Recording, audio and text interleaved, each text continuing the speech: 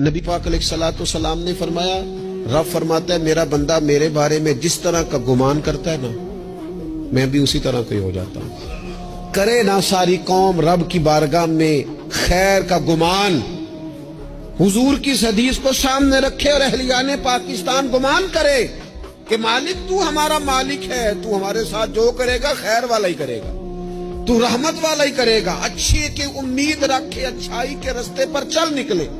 خیر کی امید کر کے خیر کی راہوں کے مسافر بن جائیں، اللہ تبارک و تعالیٰ کی ذات پر بھروسہ کر کے رب رسول کی فرما برداری میں جد و جہد شروع کر دیں۔ حضور فرماتے ہیں، رب فرماتا ہے بندہ میرے ساتھ جس طرح کا گمان کرتا ہے